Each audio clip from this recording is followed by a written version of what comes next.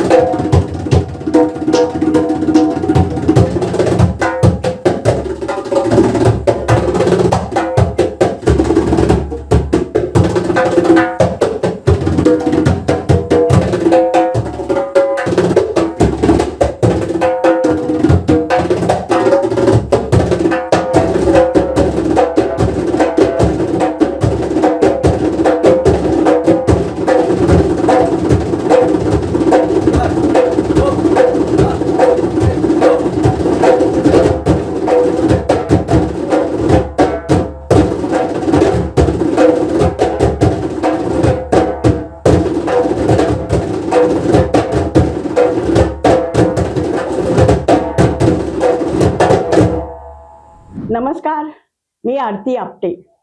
Cinema गल्लीच्या सगळ्या प्रेक्षकांचं मी मनापासून स्वागत करते. आज आपल्याकडे सुप्रसिद्ध जेंबे वादक तौफिक भाई कुरेशी आलेले आहेत. आपण त्यांच्याशी गप्पा मारूया. तौफिक भाई, सिनेमा गल्लीमध्ये आपलं मनपूर्वक स्वागत. नमस्कार आरतीजी. तुम्हाला माझा नमस्कार आणि सर्व रसिकांना माझा नमस्कार आणि प्रणाम.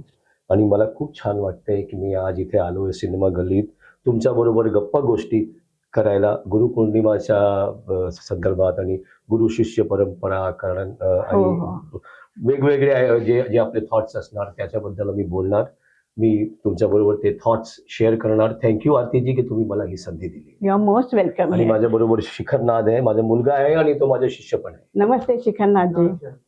आज खूप छान योग आहे की वडील आणि बेटा आणि गुरु शिष्य हे दोन्ही कॉम्बिनेशन आपल्या बरोबर आहे. तर आपण आपल्या गप्पांची सुरुवात याच मुद्द्याने करूया की गुरु शिष्य परंपरा आपल्या भारतामध्ये आणि भारताबाहेर सुद्धा बऱ्यापैकी मानली जाते. तर आपण अब्बाजींपासून शिखरनाथ पर्यंत ह्या परंपरेचे खूप मोठे सहभागी आहात.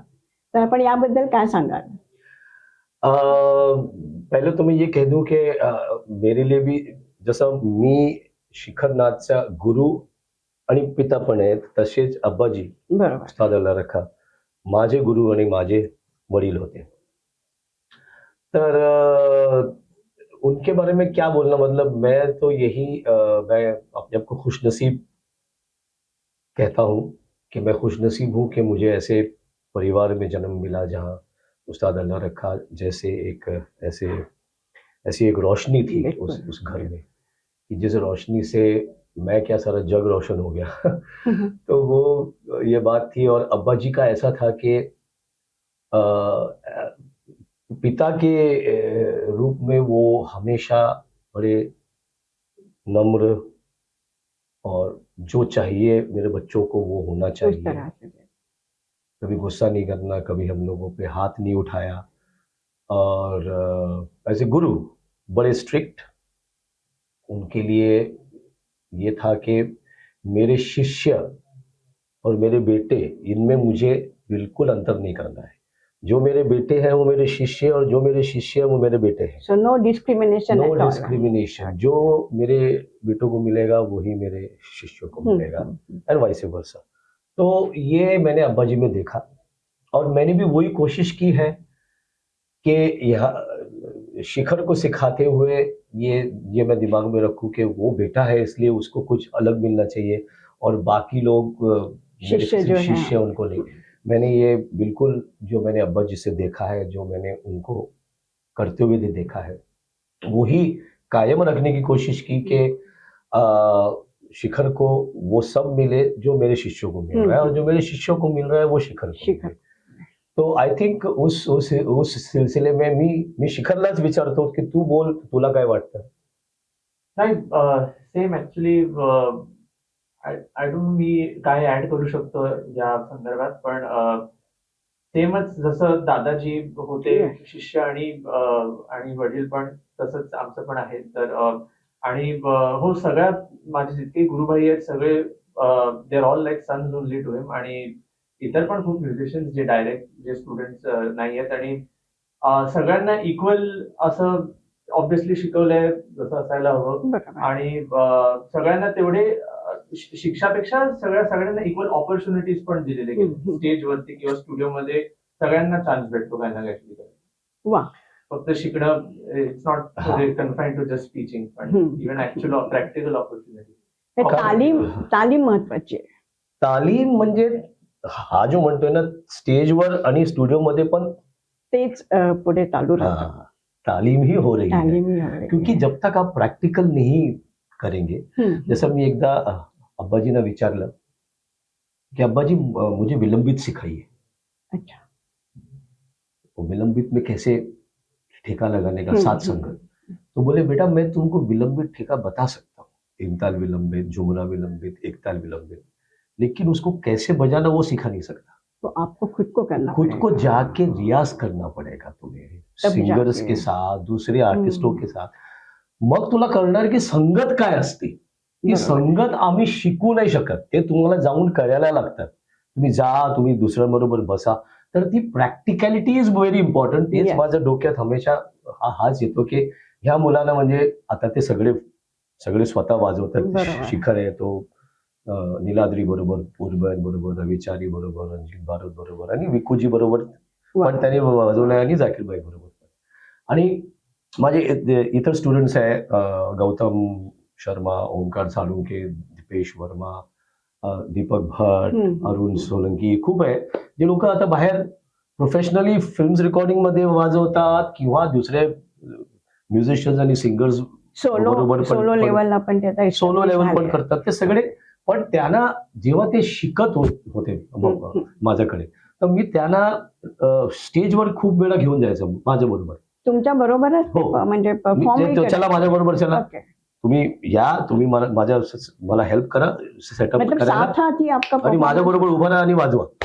कारण त्यांना जे तिकडे एक्सपिरियन्स मिळाला ते काय असतं ना, अब्बाजी आम्हाला काय म्हणायचे, तो पानी में फेंकेगा नहीं तब तक तैरना कैसे सीखेगा. पानी में फेंको पहले, तुम लोग गिरो पानी में, तब पता चलेगा फिर वो कैसे बाहर निकलना. तो वो उनको मैं अपने साथ रखता था. तो आज वो बजाते बजाते अच्छा बजा रहे हैं माशाल्लाह. मेरे को भी I feel very proud of all of them कि वो लोग इतना अच्छा काम कर रहे हैं. तो एज ए गुरु मुझे एक तरह का सेटिस्फैक्शन है कि मेरे शिष्य जो है वो शिष्य तो है ही है, बट मैं हमेशा मेरे उन शिष्यों के साथ भी एक दोस्ताना है मेरा. आमचा एक छान मैत्रीण पण आहे. शिखरला पण मी कधी असं म्हणजे असं जैसे हम अब्बा जी के साथ थे तो हम लोग हमेशा एक तरह से हम लोग वो एक रिस्पेक्ट अब्बा जी का अलग ही था। Yes. उनके सामने वो बोलना बात नहीं, अलग वो थी। जो उन्होंने बोला वो करना ही है। मैंने शिखर के साथ ऐसा नहीं रखा है। त्याच्या लहानपणापासून मी त्याचा गुरु आहे आणि वडील पण आहे। ऍज अ वडील इट्स लाइक तुम मुझसे बात कर सकते हो, Yeah. मेरे साथ झगड़ा कर सकते हो, मेरे साथ आर्ग्यू कर सकते हो, देयर इज नो प्रॉब्लम। आपका मेरा कुछ मतभेद है, so you don't need to keep it with you, Yes. You need to tell We me, can talk it out. We can Yeah. Talk it out, we can sort it out. Yes. तो ये हमारा अब्बा जी के साथ नहीं था, क्योंकि वो एक दौर ही अलग था। हम्म. तर मी शिखर बरोबर असाच आहे माझा की बाबा तू आपण जे काय म्हणजे यू डोंट, हाँ, तो हमारा अब्बा जी के साथ ये यही था कि उन्होंने बोला है मतलब वो करना है, मतलब करना है, उसको अब- फॉलो ही करना है. फॉलो ही करना है। वो पत्थर की लकीर है, बस. हमारी लकीर पत्थर की नहीं है। नहीं. हमारी लकीर ऐसी है कि दोस्ती मिटाई की जा भी है. सकती है। थोड़ी बहुत दोस्ती की भी है. हाँ, थोड़ी बहुत नहीं, काफी ज्यादा। काफी ज्यादा. तो वो हिसाब से मेरे शिष्यों के साथ भी मेरा ऐसा ही है। हम लोग बाहर खाने पीने जाते हैं, फिल्म देखने जाते हैं, घूमने जाते हैं। अच्छा, वो भी आता पण मी त्यांच्याबरोबर माझे 10-12 स्टुडंट्स आहेत, त्यांच्याबरोबर मी कोकणला जाणार आहे। आमच्या बरं. इयरली ट्रिप असतं, बरं. आम्ही जातो तिकडे। माझे आवडतं. माझे कोकणात एक जायला स्टुडंट आवडतं. अभिषेक तेंडुलकर, त्याच्या हो. तिकडे म्हणजे बंगला आहे, म्हणजे खूप मोठी प्रॉपर्टी आहे। तर आम्ही वाडी. जाऊन तिथे वाडीसारखा वाडी. आम्ही जाऊन तिथे राहतो, बोलतो, इथे तिथे फिरतो, म्युझिक बद्दल वा, बोलतो, रियाज करतो। So I am going to do all that. So it makes me feel good that all these students are doing very well. Very good. अभी आपने जिक्र किया कि वो दौर था, जी अब्बा जी का एक दौर था, जी, आप और शिखरनाथ जी का आपका एक अपना दौर है. दौर है तो अब्बा जी से आपने तालीम पाई, जी। वो माहौल, और अभी आप सिखा रहे हैं हाँ. अपने शिष्यों को, अपने बेटे को, वो माहौल, उसमें आपको क्या फर्क नजर आता है, या आप हा, म्हणजे काय मला फरक जरूर आहे, कारण आम्ही काय ना अब्बाजींबरोबर आता पण आम्ही बसतो आणि रियाज करतो। पण माझ्यासाठी काय झालं होतं की इट वॉज लाईक अ गुरुकुल। हम्म, माझ्या घरी अब्बाजी होते, जाकीरभाई होते, आणि जाकीरभाई तर खूप ट्रॅव्हल करायचे आणि अब्बाजी पण खूप ट्रॅव्हल करायचे। पण अब्बाजींचे शागिर्द ते नेहमी घरी असायचे आमच्या घरी। हम्म, अब्बाजी सांगून गेले होते, मी नसलं तर तुम्ही रोज घरी यायच्या, बसून रियाज करायचा, आणि आमची अम्माजींना सांगायच्या, ये 4-5 मेरे स्टूडेंट्स आएंगे, रियाज करेंगे, तुम्हें कोई मदद लगे, कुछ लगे तो ये लोग हैं। तर ते यायचे आणि ते बाहेर गॅलरीत बसून रियाज करायचे। अम्माजी त्यांना जेवण पण द्यायची, आणि ते काय इथे तिथे काय काम असलं तर अम्माजींना हेल्प ते करायचे, घरेलू होतं. घरेलू। तर आमच्यासाठी ते विनायक भाई, खारकर भाई, शौकत भाई, नसीर भाई, ते सगळे भाई होते आमच्यासाठी। ते यायचे, आणि अब्बाजी नसले तर तरी पण एक माहोल घरी काय आहे म्युझिकचा, ते रियाज करतात। आम्ही शाळेतून आलो की बॅग बिग ठेवून फ्रेश होऊन त्यांच्या बरोबर बसायचे, आणि आमचे 2-2.5 तास आमचा रियाज तिथेच होऊन कंटिन्यूअस रियाज. जायचा। 2 तास एटलीस्ट, हाँ, तिथेच होऊन जायचं। तो वो माहौल अभी नहीं है, अभी सब अलग हो गया है। और हमारे टाइम में ये जो इंटरनेट है, ये सब कुछ तो भी नाही था. ते सगळं नव्हता आमच्यासाठी। सगळं म्हणजे आता तेच आहे ना, मी तेच बोलत होतो की गुरुर ब्रह्मा गुरु विष्णू आमच्यासाठी तेच होते। आता तर गुगल ब्रह्मा झालंय सगळं। गुगलवर आता आधी विचारतात लोक, गुरुला नाही विचारतात, गुगलला विचारतात। तर this is what is happening now days. So म्हणून आता वेगळं झालेलं आहे। आणि हा पण जेव्हा लहान होतो, शाळेतून आला की माझ्या बरोबर बसायचा, पण ह्या मुलाला खूपसे ट्युशन आणि सगळे, आमच्या काळात आम्हाला काही tuitions, there were no tuitions. शाळा झाली की शाळा झाली, घरी आलो की आपण रियाज करायचा. बॅग ठेवा, फ्रेश व्हा, काहीतरी खा आणि रियाज। तर आता काय झालंय की मुलांना even when he was small, त्यांना हे प्रोजेक्ट ते प्रोजेक्ट ते सगळं त्याच्यावरती लक्ष जातं। पण ही मेड शुअर की आई मेड श्योर कि ही शुड डू हिज रियाज थोड़ा बहुत, जे काय है। तो उसका रियाज थोड़ा सा मैं उसको हमेशा घुसाते रहता था, even when he was 5 years old, 7 years old, 8 years old असं। पण ते घराचं जे गुरुकुलचं माहोल आहे ना, ते जानबूझ के मैंने वो माहोल माझा जेव्हा हा म्युझिक रूम म्हणजे हा फ्लॅटच आहे, पण इथे मी इथे यायचं रियाज करायला, आणि स्टुडंट्सला मी इथे बोलवायचं कि तुम्ही इथे या, आपण बसूया, रियाज करूया। तो वो एक तरह का गुरुकुल का माहौल मैंने जानबूझ के किया कि उनको भी मिले और शिखर को भी मिले, कि हम लोग बैठे हैं, म्यूजिक की बात कर रहे हैं, रियाज कर रहे हैं, कुछ मेरा काम चल रहा है, मैं कुछ म्यूजिक का प्रोडक्शन कर रहा हूँ, तो भी लोग आके बैठे हैं, शिखर आके बैठा है, देख रहा है क्या है, ऑब्जर्व कर रहा है। तो उसमें क्या है कि इनको सीखने मिलता है फिर। तो वो गुरुकुल का, लेकिन जैसा हमारे टाइम था वैसे नहीं. और वो छोड़ दीजिए, जो अब्बाजी का दौर था तो ते वेगळाच वेगळाच होता. होता. हा, तो म्हणजे वेगळा. ते 14 वर्षाचे होते तेव्हा घरातून पळाले, म्हणजे भाग गए, क्योंकि उनको म्यूजिक करना था. मेरे दादाजी तो खेती-बाड़ी वाले हैं, वो तो करने नहीं देते थे, तो भाग के लाहौर आ गए और उनके चाचा की मिठाई की दुकान में काम करने लगे. और मियाँ जी को ढूंढ के निघाला, क्योंकि उनकी गद्दी वहां थी लाहौर में. आणि तिथे जाऊन त्यांना भेटलं. तिथे हिस्ट्री आहे की त्यांनी सांगितलं की त्यांनी वाजवलं तर मियाजीने विचारलं की अरे तुम्ही इतना अच्छा बजा रहे हो, तुम्हारे उस्ताद कोण आहे? तो बोलले तुम्हीच माझे उस्ताद आहे. अच्छा, त्यांना म्हणजे मी तुला कधी शिकवलेलं नाहीये. नाही नाही, पण मी तुम्हालाच बघून तुम्ही माझ्या ड्रीम्स मध्ये यायचे आणि मला शिकायचे. आणि ते हिस्ट्री झाली. मग ही वॉज सो हॅपी, ही टूक हिम ॲज अ स्टुडंट. आणि ते रियाज करायचं म्हणजे काय की थंडीत, लाहोरची थंडीमध्ये, आय टॉकिंग अबाउट 1933-34 थंडीमध्ये तिकडे 0 डिग्री 1 डिग्री होऊन जातो. इतकं कमी हो, टेम्परेचर. बाहेर बसायचं 4 वाजता 4:30ला सकाळी बाहेर फक्त लुंगी आणि गंजी घालून बसायचा आणि रियाज करत राहा. 4-5 वाजता जायचं तिकडे, मग रियाज करा. तर मियाजी उठायचे 10 वाजता, 9:30-10 वाजता, आणि मग येऊन बघायचे गंजी निघालो, गंजी काढून द्यायचे. मग त्या असं कितना पसीना निघला. पिळायचे. बकेटमध्ये किती झाले, नाही आज रियाज अच्छा नाही हुआ है और करो. तर असं तर त्यांच्या होता रियाज. म्हणजे आम्ही तर हे सगळं नाही बघितलं. आम्ही बसायचो, रियाज करायचो. पण असा आम्ही फक्त असं नाही. अब्बाजींकडून ऐकलंय. आणि किंवा जे जुना काळाचे लोक होते ते 8 तास 9 तास 12 तास ते आम्ही नाही केलंय. कारण आमच्या इवन एट आवर टाइम हमको स्कूल थी, सब कुछ था, हमारे भी जो भी कुछ होता था, तो वो, लेकिन फिर भी हफ्ते में 5 दिन हम लोगों का 3 से 4 घंटा रियाज हो जाता था. हर दिन 5 दिन एटलीस्ट हफ्ते में. सैटरडे संडे छुट्टी. म्हणजे ते खूपच छान. तो वो सब अभी भी नहीं है. आता बदललाय. आता बदललाय. आता खूप बदललाय. आता माझे शिष्य पण खूप बिझी झाले, तर त्यांचा पण रियाज आता ते आहे ना की Wien you learn you don't earn, Wien you earn you don't learn. कारण तुम्ही अर्न करतात तर तुम्ही बाहेर फिरतात, तुम्ही कार्यक्रम करतात, तुमचे your timing goes in the studio, किंवा तुम्ही ट्रॅव्हल करतात. By the time you finish your work you are so tired, you don't feel like doing रियाज. तर आता खूप तरी पण मध्ये मध्ये मी त्यांना चाबी भरत राहतो. अरे रियाज किया की नाही, I know your tired, you must be tired, पण ते 1 तास 2 तास काढा तुमच्या बिझी शेड्यूल मधून आणि रियाज करा. तर त्या उस कनेक्शन में आय थिंक शिखर तो डिसिप्लिन्ड आहे. बर. तो बिझी असला तर तरी पण तो रियाज सोडत नाही. तो इथे येतो, म्हणजे 4 वाजता, आता तो इथेच राहतो तो, पण पूर्वी आमच्या बरोबर राहायचा. तर इथे तो 3-3:30 4ला यायचा आणि 9-10 पर्यंत इथे रियाज. He made it a point की इथे येऊन रियाज आणि होईल. मग घरी यायचा, म्हणजे त्याचं जेवण 10:30-11, म्हणजे उशिरा. आणि माझा रियाज किती वेळात, त्यावेळी माझा रियाज सुरू असतो. कारण मला रात्री रियाज करायला आवडतो, मला दिवसात नाही जमत.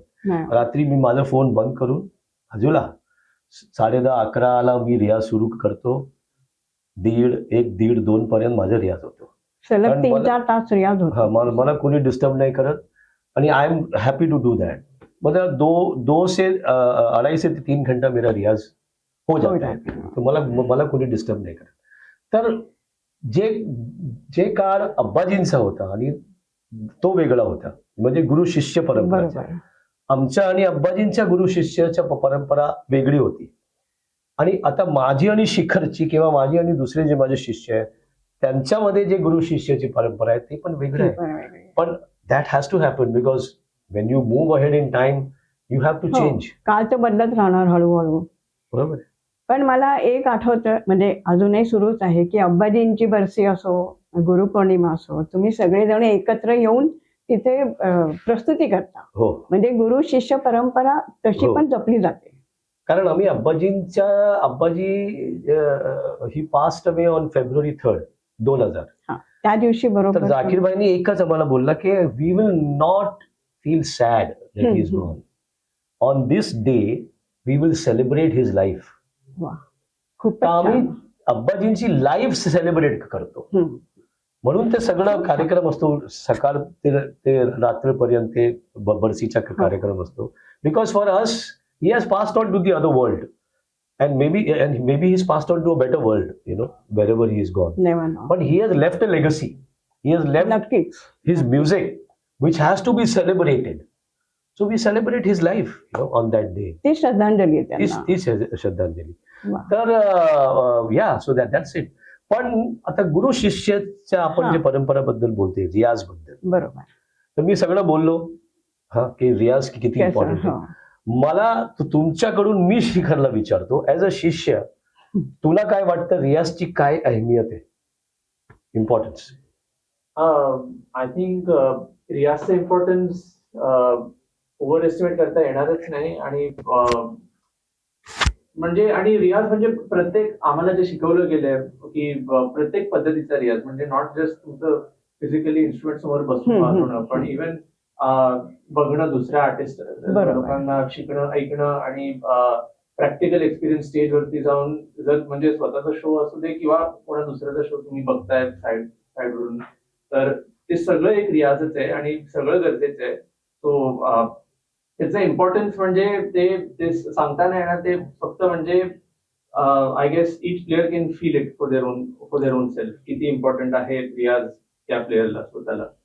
कारण ते वेरी होत असेल वेगळ्या प्लेयर्ससाठी. तर पण त्याच्याशिवाय म्हणजे ती फिजिकल स्ट्रेंथ आणि ते मसल मेमरी जी असते ती रियाजामुळे ती लक्षात राहते. आणि मग जेव्हा तुम्ही खूप दिवसानंतर पण एक कुठली गोष्टी अटेम्प्ट केली वाजवायला, तर ती आरामात निघेल जर तेवढा रियाज असेल तर. ती मसल मेमरी बसली जाते.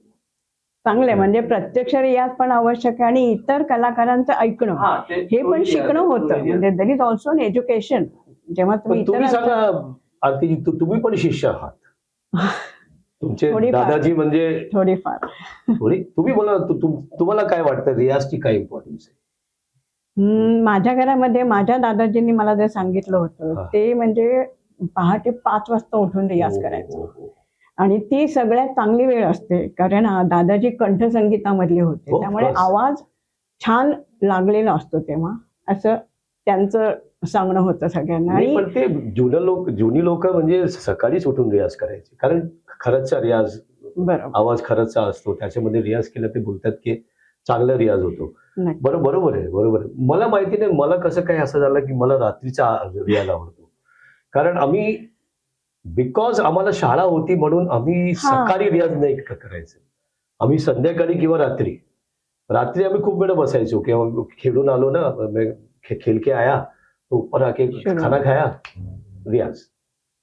पण आता गुरुपौर्णिमा तुम्ही सगळेजण कशी साजरी करता म्हणत नाही मी, प्रस्तुत होते म्हणजे गुरु आणि शिष्य असं तुम्ही एकत्रित सहवादन होतं का सोलो होतं, तर तुम्ही ते कसं ठरवता की या शिष्यांनी सोलो वाजवायला पाहिजे?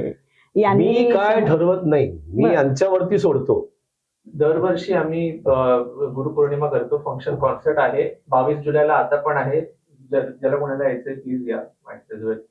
22 जुलै सावरकर ऑडिटोरियमला होतोय शिवाजी पार्कला, आणि 15वं वर्ष आहे, 15th इयर. तर आम्ही दरवर्षी करतो गुरुपौर्णिमा. तो कॉन्सर्ट इव्हेंटच झालाय, तो फिक्स पॉइंट आहे या महिन्यात.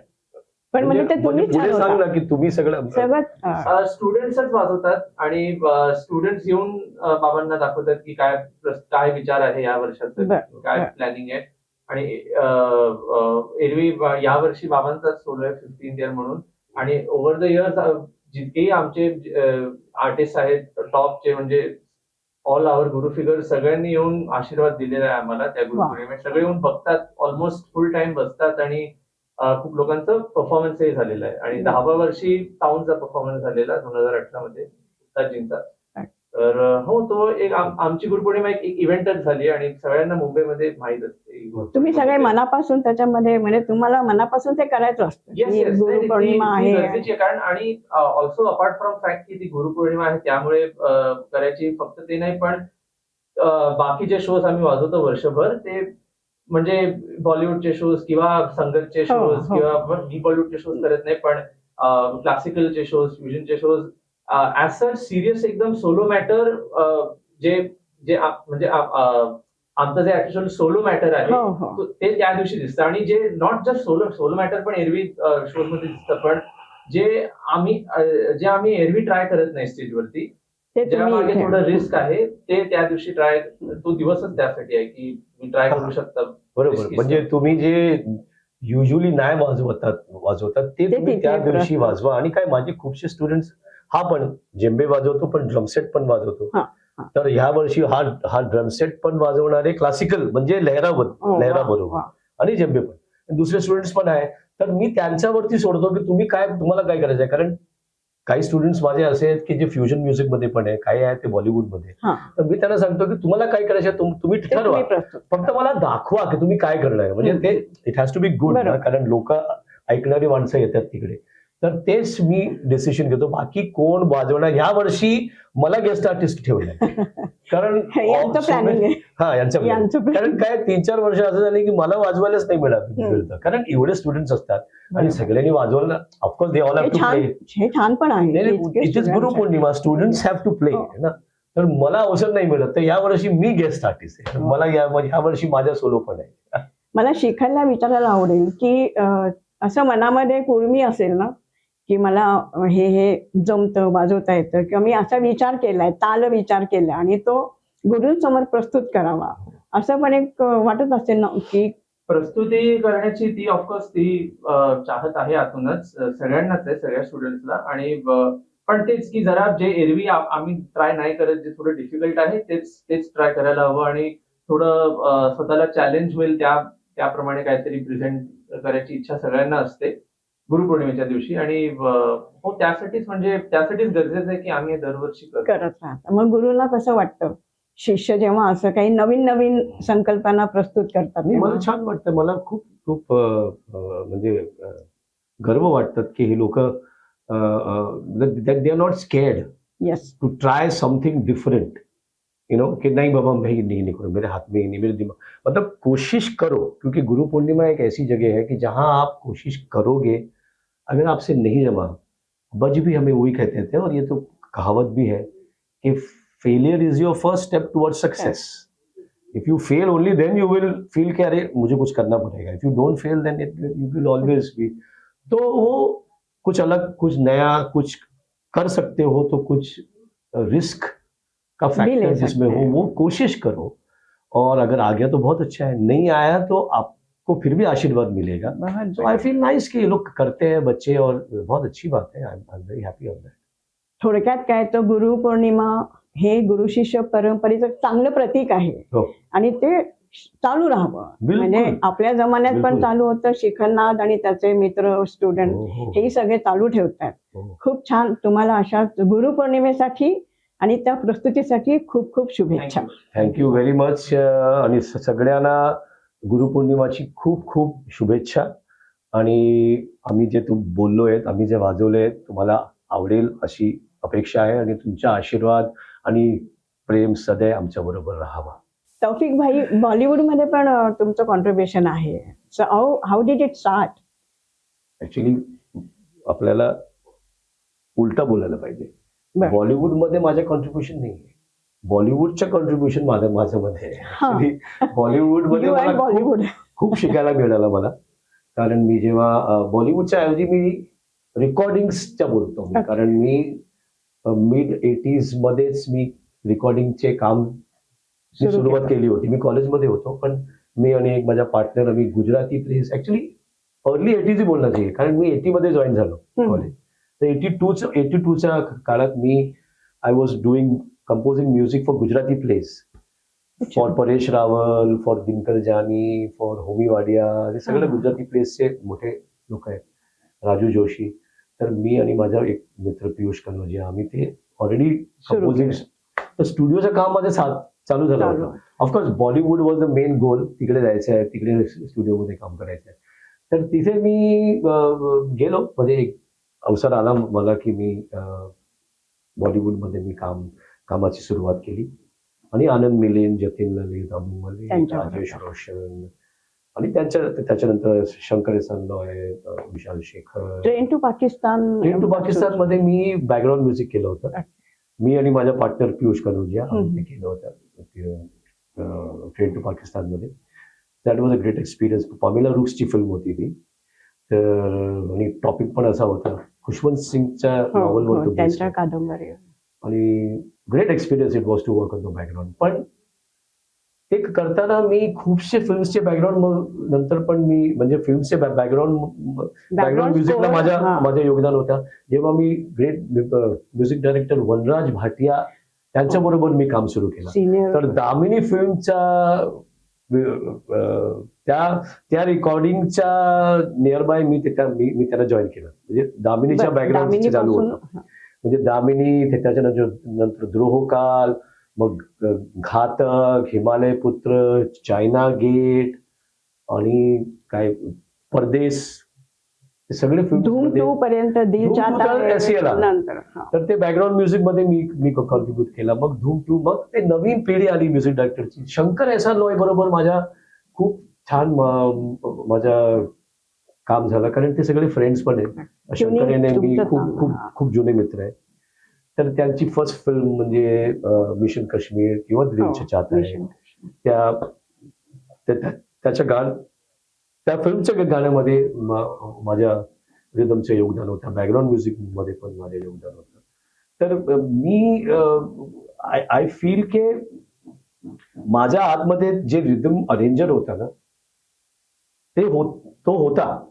पण जेव्हा मी SCL बरोबर काम करायला आलो ना आणि तिथे मला जे फ्रीडम मिळालं काम करायला, Shankar was like Taufiq it's your baby, you do what ever you want. तर रिदमचा कसं मी काय नवीन एक्सपेरिमेंट्स करू शकतो, नवीन साऊंड्स काढू शकतो, काय मी पॅटर्न्स करू शकतो, ते त्यांच्या बरोबर काम करताना ना ते माझा आणखीन एक जरा काय बोलायचं एक एक्सप्लोर झालं ते एक्सप्लोर झाला आणि स्ट्रॉंग झाला. बरोबर. तर मी नेहमी त्यांच्या आभारी आहे की त्यांनी मला हे म्हणजे न विचारता आणि keeping so much of faith in me, त्यांनी मला एक फ्रीडम दिला की तू कर यार, हा गाणं आमचा आहे पण इट्स युअर सॉन्ग ऑल्सो, तुला रिदम मध्ये काय करायचंय, काय साऊंड घालायचे तू कर.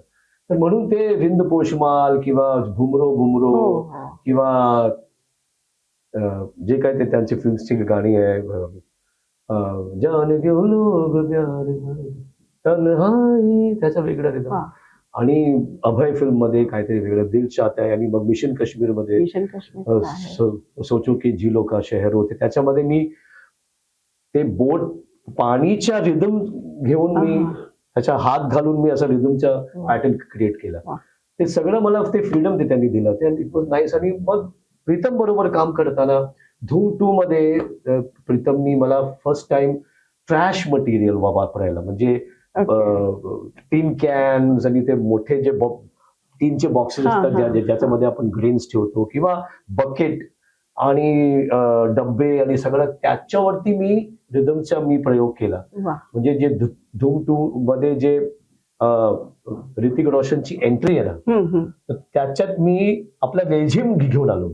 मी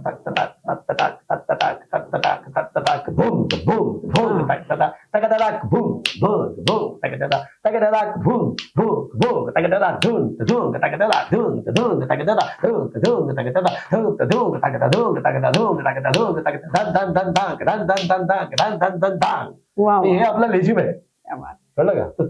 तर लेझिमचा पॅटर्न मी ट्रॅशवर आणला तर काहीतरी भलताच वाटतं, म्हणजे काहीतरी वर्ल्ड म्युझिक सारखं वाटतं, एकदमच अनपेक्षित. आणि तर प्रीतम बरोबर पण काम करायला मला खूप आवडलं. ओव्हर द इयर्स बुलबुलैयाच्या मेरे ढोलनाचं सगळं रिदम मी केलं आहे.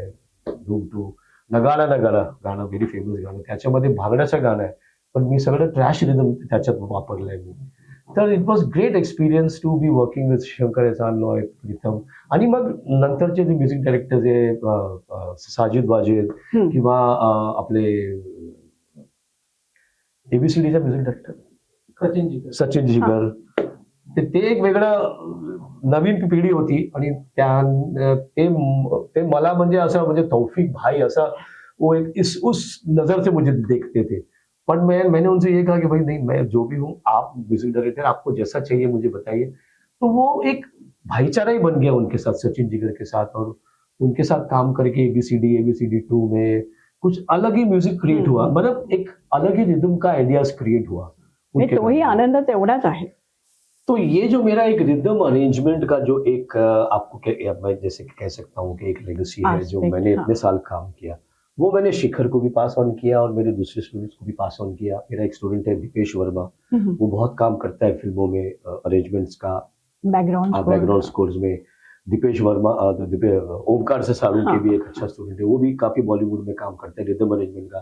केयूर बर्वे और शिखर हे भी। तो मैं शिखर को बोलूंगा की तुम प्लीज, तुझे काय एक्सपिरियन्सेस झाले वर्किंग इन बॉलिवूड? माझ्या बरोबर तर ठीक आहे, पण तू दुसऱ्यांबरोबर पण करतोय, तर ते सांग.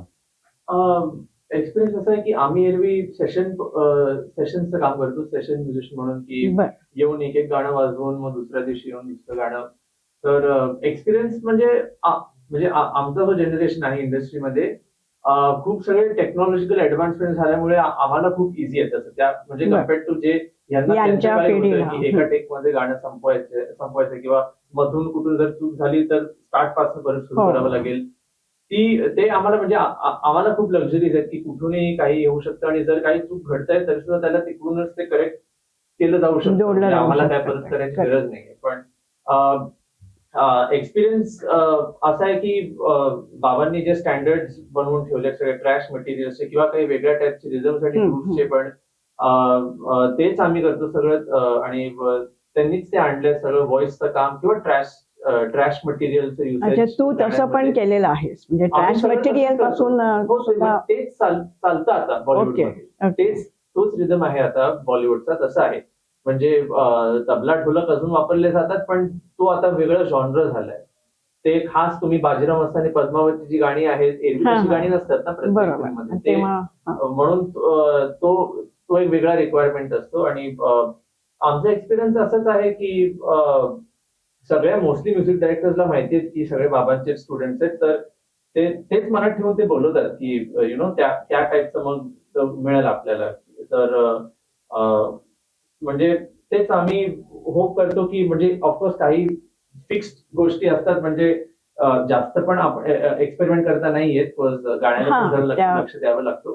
पण जितकेही आम्ही इनोव्हेट थोडं करू शकतो, वेगळे सर्फेसेस जर वापरू शकतो, जे म्हणजे टेबल चेअर असे पण वापरले गेले आहेत काही गाण्यांमध्ये. तर हो. थोडक्यात या लोकांनी मला घरी तुम्ही आता थोडक्यात या लोकांनी मला घरी बसवलंय. असं आता तर मी नाही घरी बसतो, होणार. ये लोग काम करतात, पण मला छान आनंद आहे त्याच्यात. कारण एक गुरु के लिए क्या बड़ी बात हो सकती है कि आज उसके स्टूडेंट्स बाहर बजा रहे हैं और लोग उनको बुला रहे हैं। तो हमेशा वही तो था ना, हमारे अब्बा जी भी बोलते थे कि जब कोई आपको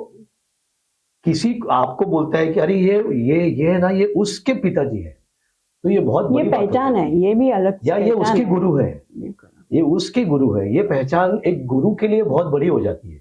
उस वक्त वो गुरु ऐसा नहीं फील करता कि अरे मेरा ऐसा कैसे हो गया। आई थिंक उस वक्त वो जो गुरु है वो और ऊंचा बन छान जाता है. वाटतं ना. त्याला असं वाटतंय की अरे वा, मी आणखीन मोठं झालो, कारण लोक मला या शिष्याच्या किंवा हा जे मुलगा आहे त्याचा बाप किंवा त्याचा गुरु या ओळखीने ओळखतात.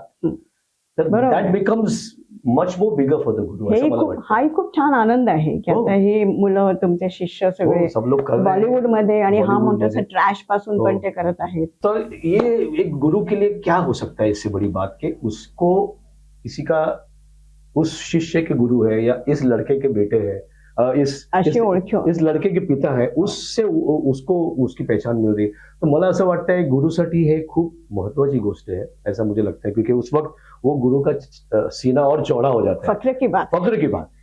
तर बॉलिवूड मध्ये ह्यांनी पण काम केलं, मी तर केलंय, पण अब्बाजींनी पण काम केलंय. AR कुरेशीच्या नावाने त्यांनी खूपशे फिल्मचे म्युझिक केले आहे.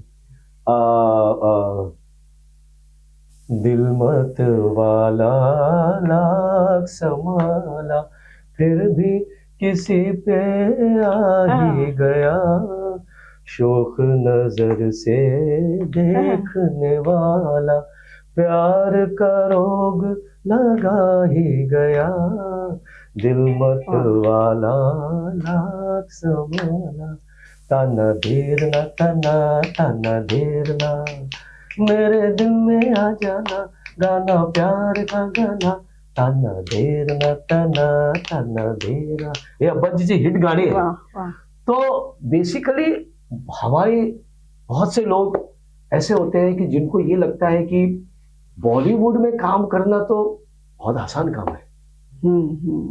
असा आणि एक समज असू एक काळात शकतो. मला पण असं वाटायचं की अरे बॉलिवूड में क्या है, हम तो क्लासिकल म्युझिक करते. जेव्हा मी तिकडे गेलो, म्हणजे बॉलिवूडमध्ये माझी एंट्री झाली आणि तिथे जाऊन जेव्हा मला कळलं की हे इतना इझी नाही आहे. Practical experience practical experience. ह्यानी जसं सांगितलं ना की त्या काळात एक टेक मध्ये आणि एक पैटर्न है, उसको इसी वजन से बिगिनिंग से एंड तक बजाना है.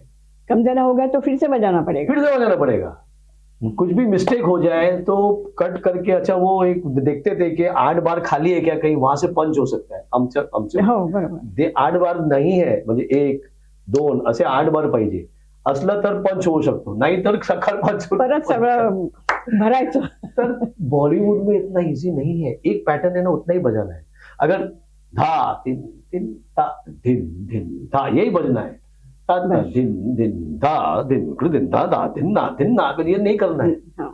ये बहुत ज्यादा है. नहीं नहीं, ये बजट में नहीं है. ऐसा बोलते थे, ये बजट में ये नहीं है, ये थोड़ा सीधा. इतना ही तो बजाना. ये हम लोगों को वहां जाके समझ में आया कि ये काम इतना इतना हमको लगता है इजी है, क्या है, वाटतं तेवढं सोपं नाही. वाटतं सोपं आहे, पण तिकडे जाऊन वाटतंय की अच्छा हे पॅटर्न असंच वाजवायला पाहिजे, या वजनात इसी वजन से, सॉरी, इसी वजन से बजाना है पूरा बिगिनिंग से एंड तक. तो ये कोई आसान काम नहीं है. एक पिकअप है, उतना ही पिकअप होना चाहिए, उससे ज्यादा नहीं. बरोबर और वो तेवढं. थाप लेके आधा हिस्सा का पैटर्न ही जाएगा, दूसरा कुछ नहीं जाएगा.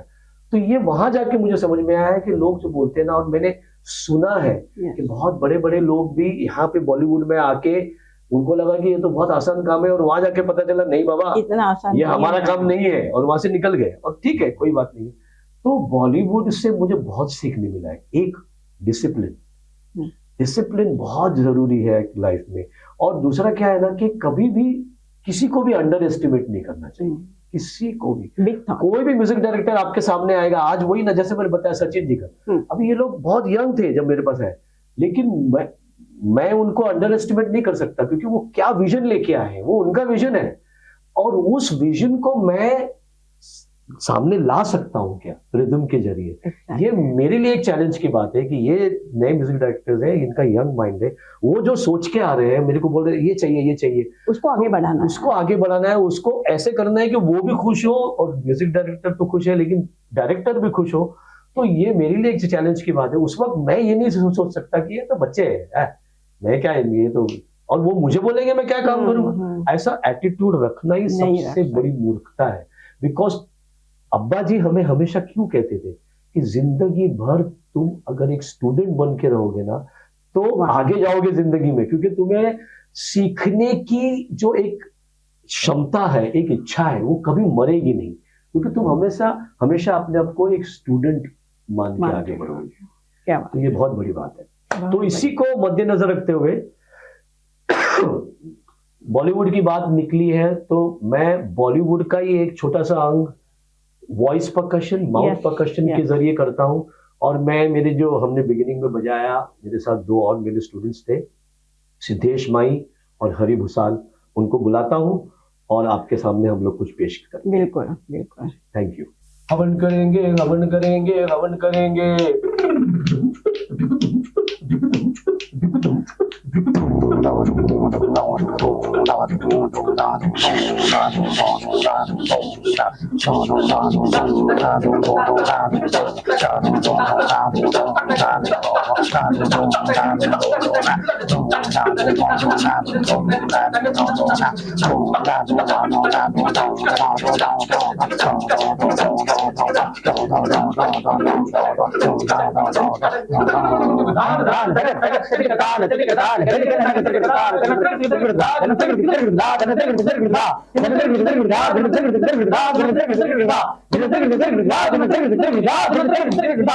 मेरे ढोलना सुन. ऍक्शन.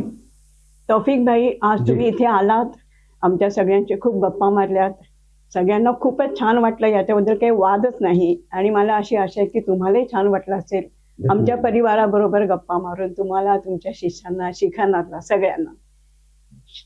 सिनेमा गल्लीतर्फे ही तुम्हाला एक छोटीशी भेट. खूप धन्यवाद तुमच्या की तुम्ही मला बोलावलं आणि छान गिफ्ट मला दिला. थँक्यू. मला खूप आवडला इथे सिनेमा गलीत येऊन तुमच्या बरोबर गप्पा गोष्टी करायला. या मग वरती तुम्ही साईन एक करा. सिग्नेचर सिग्नेचर मग वर मग साईन करतो तर चालेल का? नाही आत्ताच करा.